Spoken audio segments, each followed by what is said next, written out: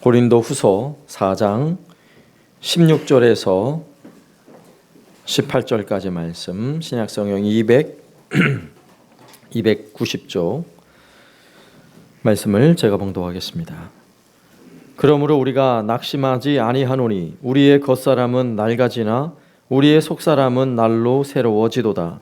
우리가 잠시 받는 환난에 경한 것이 지극히 크고 영원한 영광에 중한 것을 우리에게 이루게 함이니 우리가 주목하는 것은 보이는 것이 아니요 보이지 않는 것이니 보이는 것은 잠깐이요 보이지 않는 것은 영원함이라. 아멘. 우리나라에는 참 좋은 교회들이 많이 있습니다. 화려한 예배당을 짓고 아주 첨단 시설을 갖춘 교회들, 전 세계에서도 손가락 안에 꼽을 정도로 아주 유명하고 멋진 교회들이 참으로 많습니다. 어떤 교회는 교회 자체 수영장이 있어요. 자체 수영장, 심지어는 교회 레포트 센터가 있는 교회가 있어요. 지하철 내려서 바로 교회당으로 들어가는 이런 교회도 있습니다. 아주 웅장하고 아주 의리의리하게 예배당을 지은 교회들도 많이 있어요. 그러나 참 좋은 교회라고 말할 때 여러분 그 기준이 어디에 있습니까? 예배당의 화려함이나 성도들이 몇 명을 모이느냐, 사실 하나도 중요하지 않아요. 마태복음 18장 20절 말씀, 두세 사람이 내 이름으로 모인 곳에는 나도 그들 중에 있느니라. 오늘 18장 20절 말씀에서 여러분 두세 사람하고 예수의 이름하고 뭐가 더 중요해요? 두세 사람이 중요합니까? 예수 이름이 중요합니까? 예수 이름이 훨씬 중요해요. 그러면 여러분 두세 사람이 100명, 200명, 10,000명, 20,000명이라고 쳐도 10,000명, 20,000명이 중요합니까? 예수 이름이 중요합니까? 예수 이름이 중요해요. 그래 앞에 있는 숫자는 별로 의미가 없다는 거예요. 뭐가 중요한 거예요? 거기에 예수의 이름이 있는가? 그들이 모이는 그곳에 예수 그리스도가 계신가? 이것이 중요한 거예요.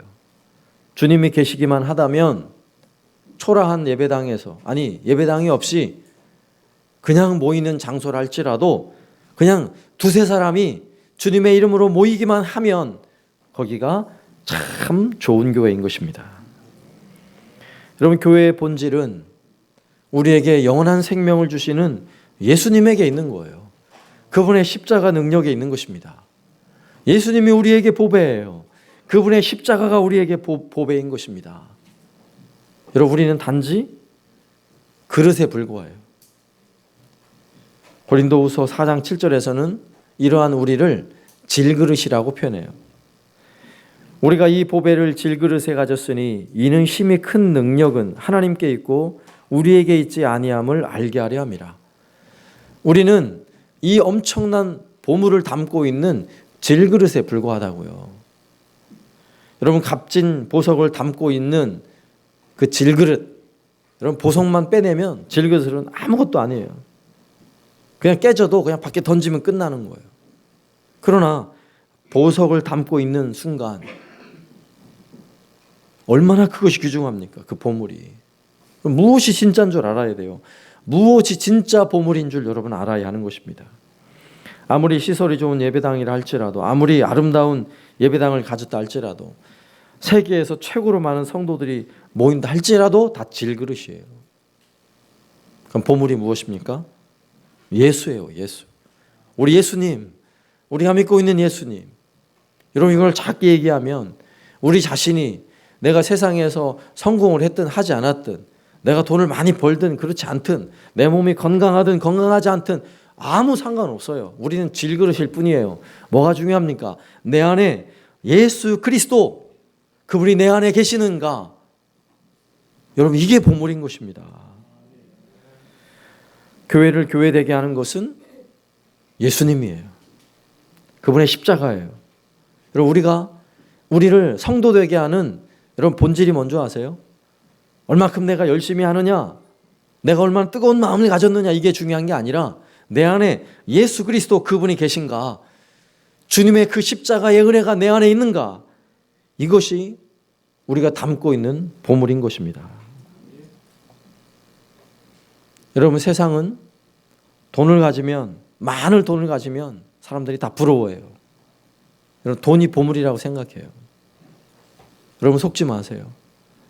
여전히 우리에게 변함없는 보물은 예수 그리스도. 예수 그리스도. 그분이라는 사실을 여러분 믿으시기 바랍니다. 그래서 우리는 오늘 본문을 근거해서 우리 자신에게 정말 그러한가? 여러분, 세 가지 질문을 던지고 싶어요. 정말 예수님이 나에게 보물인가?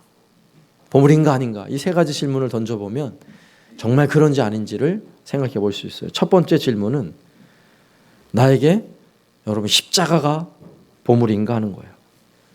예수님의 십자가, 그분의 십자가, 그것이 나에게 보물인가 하는 것입니다. 구리반지와 금반지가 다른 이유가 무엇이죠? 그럼 구리반지도요, 처음에 사서 끼고 있으면 아주 반짝반짝 빛나는 게요, 금반지보다 더 빛이 나요. 그런데 시간이 점점 지나요. 한 1년만 지나 보면 금방 티가 나죠. 구리반지는 어떻게 돼요?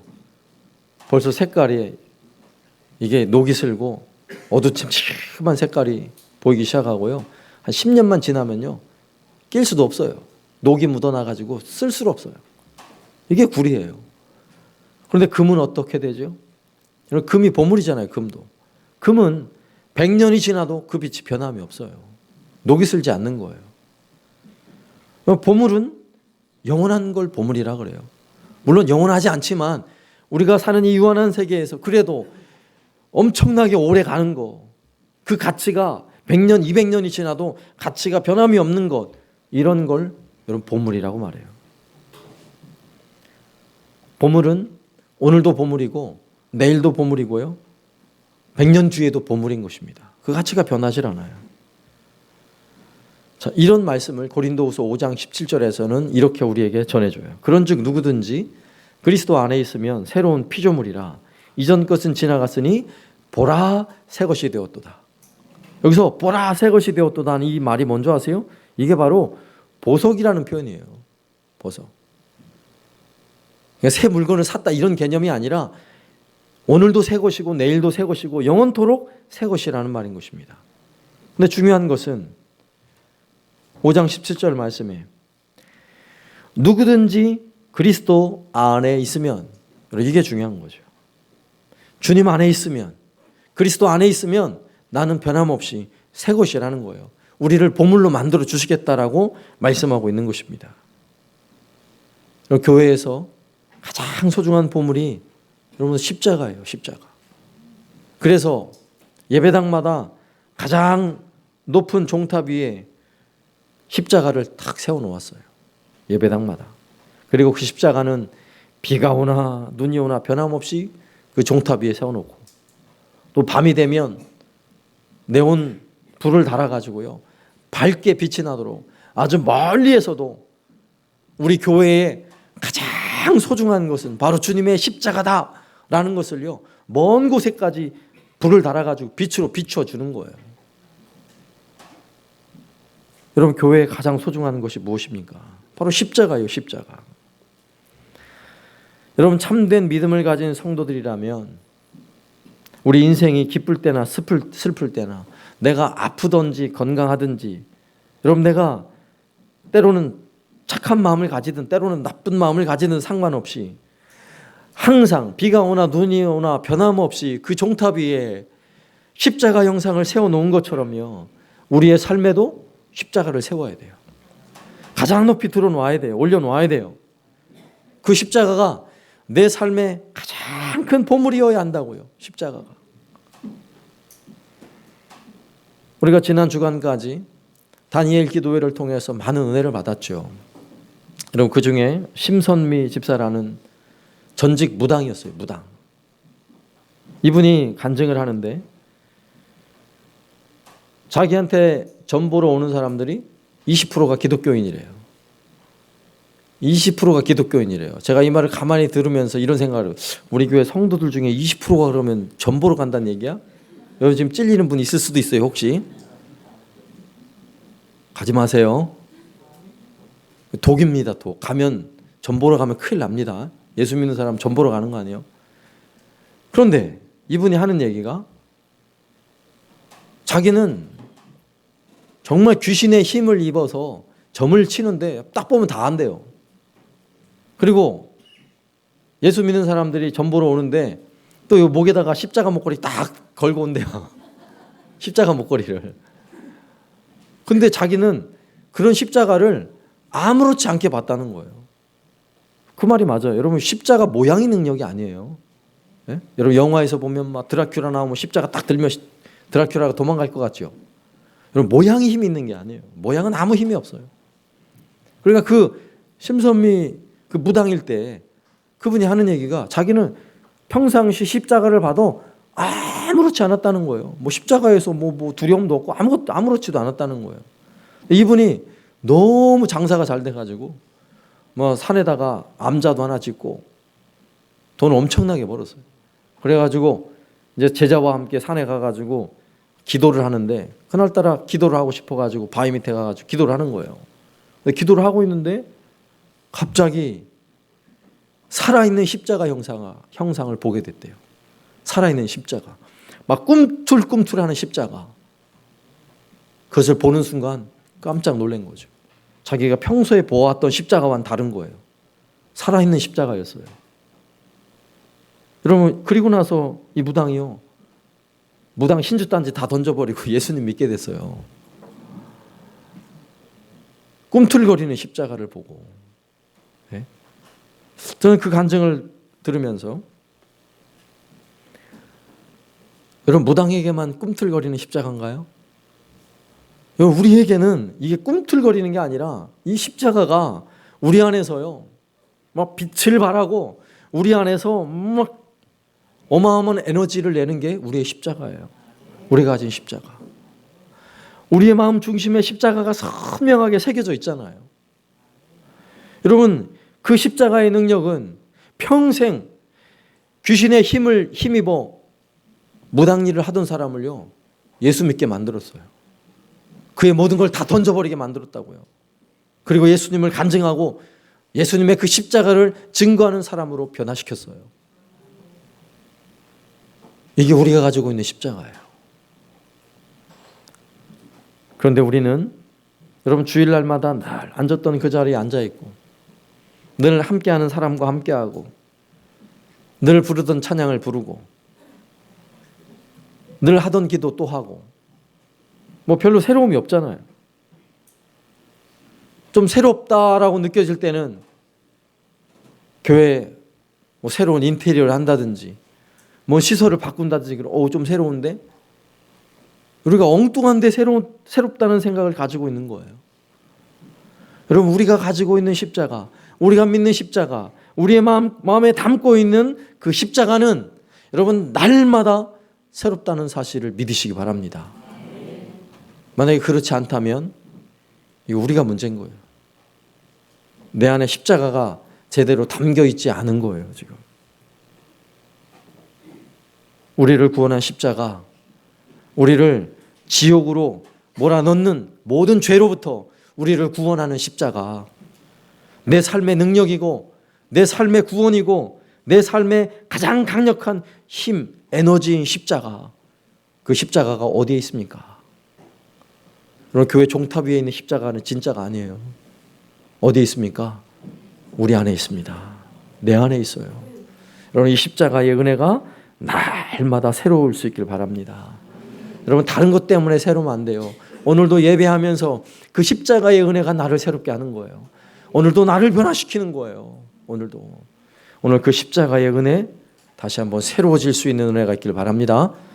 두 번째 질문은요, 우리의 속사람이 새로운가 하는 것입니다. 우리의 속사람이 새로운가. 오늘 고린도후서 4장 16절 말씀에 보면 그러므로 우리가 낙심하지 아니하노니 우리의 겉사람은 낡아지나 우리의 속사람은 날로 새로워지는도다. 아멘.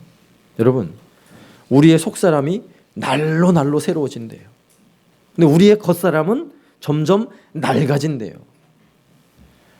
여기서 겉사람이라는 표현은 뭔지 아세요? 두 가지 의미로 생각할 수 있어요. 먼저 우리의 겉사람은 우리의 육체예요. 우리 육체는 날이 갈수록 새로워지나요? 날이 갈수록 낡아져요.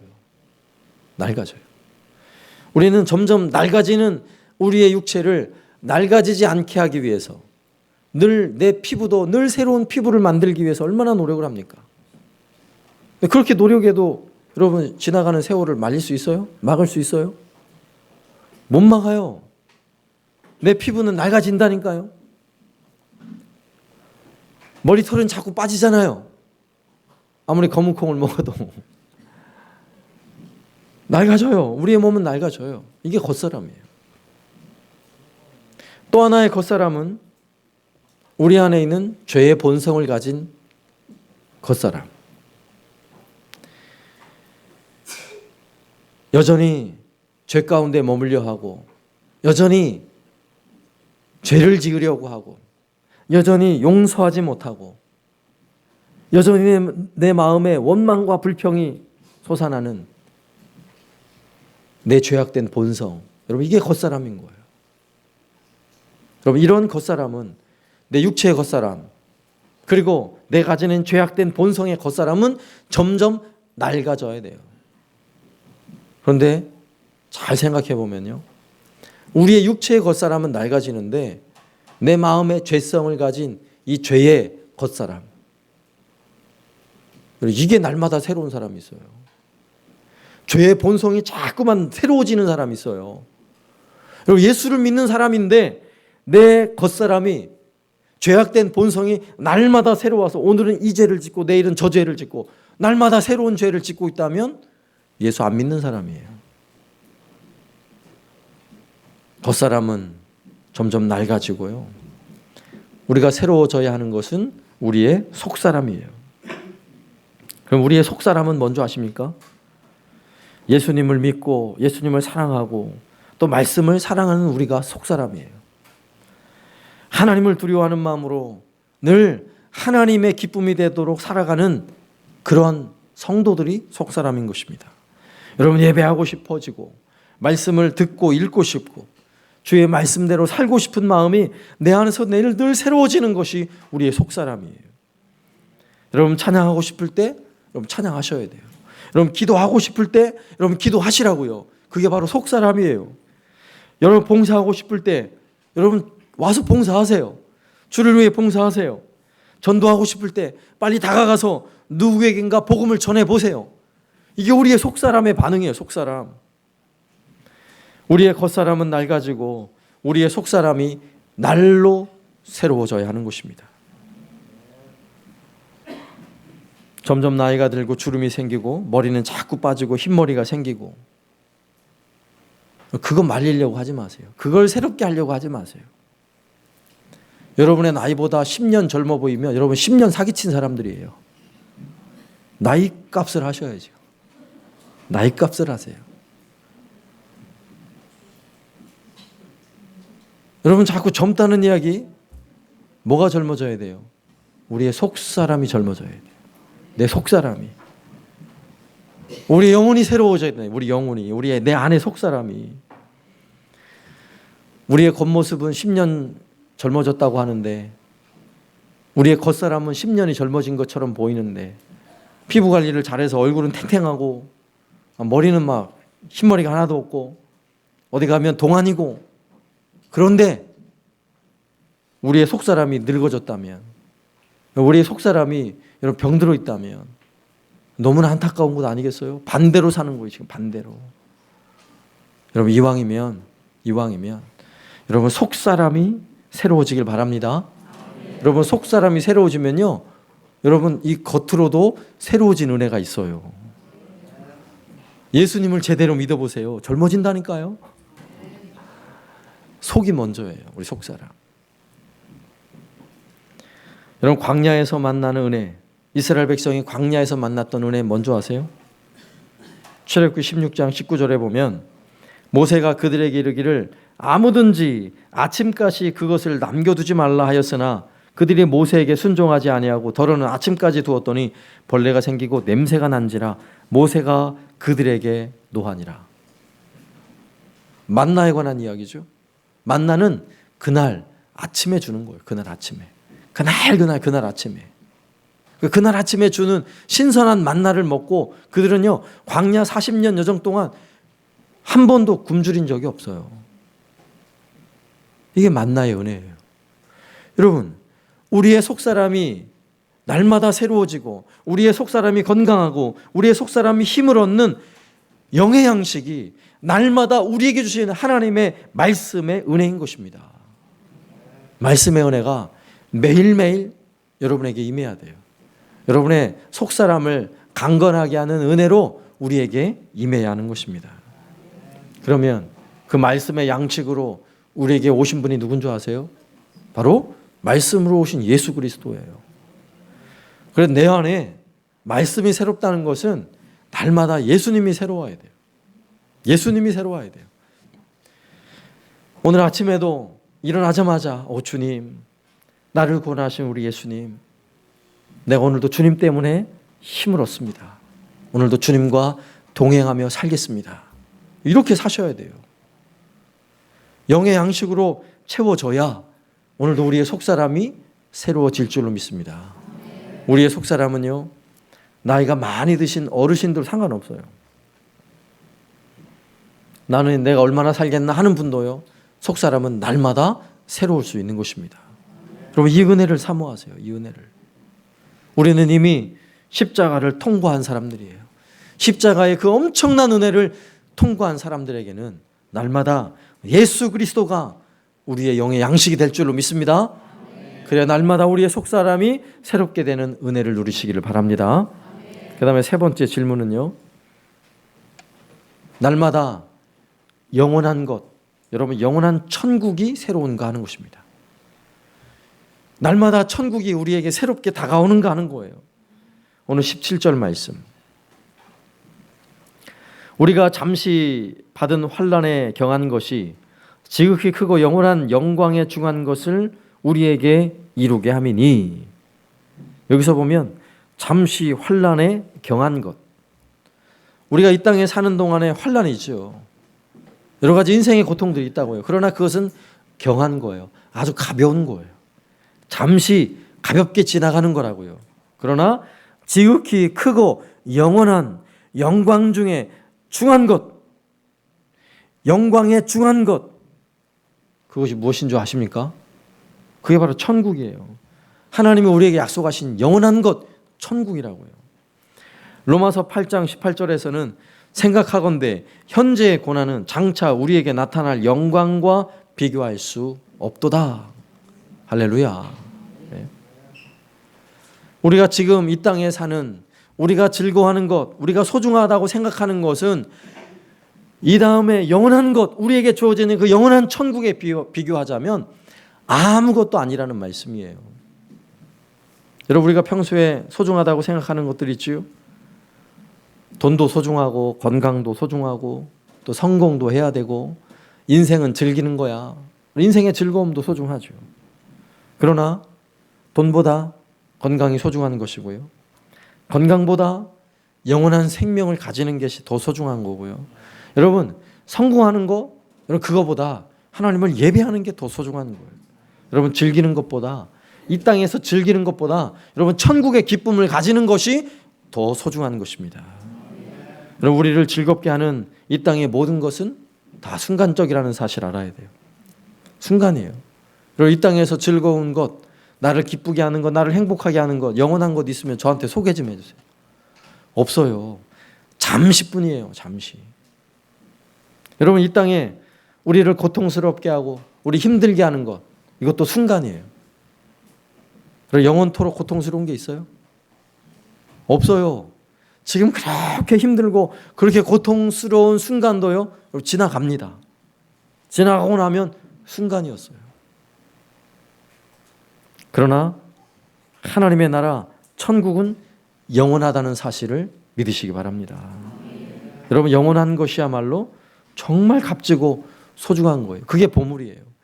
우리가 가진 정말 소중한 것, 여러분 그게 천국이에요.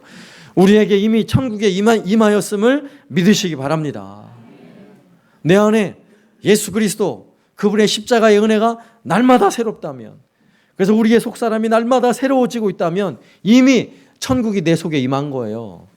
여러분 이 은혜를 누리시길 바랍니다. 다니엘 기도회 또 한 번 얘기해야 돼요. 다니엘 기도회에 북한의 탈북자 중에 정요한이라는 바이올리스트가 연주를 아주 기가 막힌 연주를 한번 들려주며 간증을 했죠.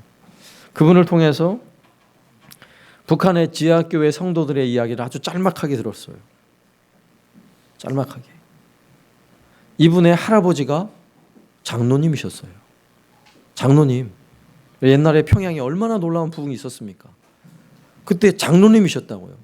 그런데 이제 북한 정권이 들어서면서 예수를 믿으면 다 죽으니까, 처형을 당하니까 제대로 예배를 못 드리고 하지만 그 할아버지는요, 이 어린 손주의 손을 잡고 학교를 왔다 갔다 하고 그러면서 늘 기도를 하는 분이셨대요. 기도를. 버스를 타고 가는데 한 번은 한 두세 정거장 뒤에서 내리시더라는 거예요. 그리고는 그 손주의 손을 잡고 길을 가면서 막 큰 소리로 기도하는 소리를 들었다는 거예요. 여러분 북한에서는 그렇게 기도하다가 붙잡히면 언제 죽을지 모르는 거예요. 그때는 뭔지를 몰랐죠. 자기는 어려서. 알고 봤더니 자기를 위해 기도하는 할아버지, 장로님이셨던 할아버지, 그 북한 정권의 어마어마한 그 탄압 속에서도요 기도하기를 포기하지 않았다는 거예요. 그럼 그 장로님 할아버지 마음속에 뭐가 있었을까요? 천국이 있었던 거예요. 천국이. 그러니 기도를 포기할 수 없는 거예요. 이분이 탈북해서 한국에 왔어요. 이분이 간증할 때 뭐라고 얘기하냐면 결국 그 할아버지의 기도로 제가 여기까지 오게 되었습니다. 그리고 그 할아버지는요 어느 날 붙잡혀갔대요. 어디론가 끌려갔대요. 그리고 어디로 간지 모르는 거예요. 예, 북한 현실이라면 그분이 어딘가로 끌려가서 처형을 당했거나 아니면 탄광 같은 집단 촌에서 엄청난 고문과 고통을 당하며 아마 평생 사셨을 거예요. 여러분 그런 엄청난 고통의 현실이 눈앞에 있는데도 왜 천국을 포기하지 않을까요? 왜 천국의 기쁨을 포기하지 않을까요? 여러분 천국은 우리에게 주는 영원한 기쁨이기 때문에 그렇습니다. 여러분이 정요한이라는 분이 이곳에 와서 그가 하는 고백, 자기는 북한에서 아주 고위급이었고 또 최고의 바이올리니스트이기 때문에 자기는 모든 것을 다 가지고 있었다는 거예요. 북한 사회가 그렇게 힘들어도 자기는 다 가지고 있어 모든 것을 누리는 삶이었대요. 그런데도 그 마음속에 자신의 삶을 짓누르는 마음속에 공허함, 너무너무 힘들었다는 거죠. 그래서 이곳 남한으로 내려왔어요. 그리고 여기까지 이끌어 주신 그 하나님의 은혜를 경험한 거예요. 그리고 하나님의 은혜를 채우고 났더니 진정한 자유를 누리게 됐다라고 고백하는 것입니다. 여러분 우리가 가진 것은 눈에 보이는 것이 다가 아니라는 사실을 여러분 믿어야 하는 것입니다. 오늘 말씀의 4장 18절, 우리가 주목하는 것은 보이는 것이 아니요 보이지 않는 것이니 보이는 것은 잠깐이요 보이지 않는 것은 영원함이니라. 할렐루야. 여러분 보이는 것에 여러분 목숨 걸지 마세요. 보이지 않는 것, 우리가 이미 소유하고 있는 천국 하나님 나라, 여러분 보이지 않지만 놀라운 것입니다. 여러분 핍박받는 저 북한 정권 그 안에 살다 할지라도요 그 천국은 포기할 수 없는 것입니다. 영원한 기쁨을 주는 거예요. 지금도 우리는 이렇게 마음껏 예배하고 있지만 저 북한에서는 지하교회 성도들 아무도 보지 못하는 곳에 아주 나지막한 소리로 찬송을 하고 아주 나지막한 소리로 기도를 하며 천국의 기쁨을 포기하지 않는 성도들이 있어요. 왠지 아세요? 그만큼 보이지 않는 천국의 기쁨은 놀랍기 때문에 그렇습니다. 우리는 마음껏 기쁨을 표현할 수 있잖아요.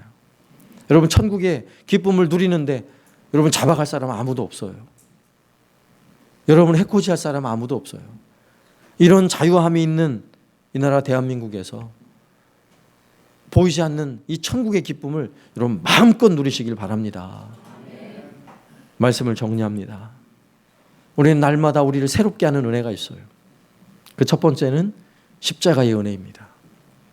두 번째는 우리의 속사람이 날마다 새롭게 되는 은혜인 것입니다. 그리고 세 번째는 천국의 은혜인 것입니다. 이 놀라운 은혜를 가지고 영원토록 기뻐하고 즐거워하며 살아가는 저와 여러분 되시기를 살아계신 예수님의 이름으로 축원합니다. 아멘. 다 같이 자리 일어나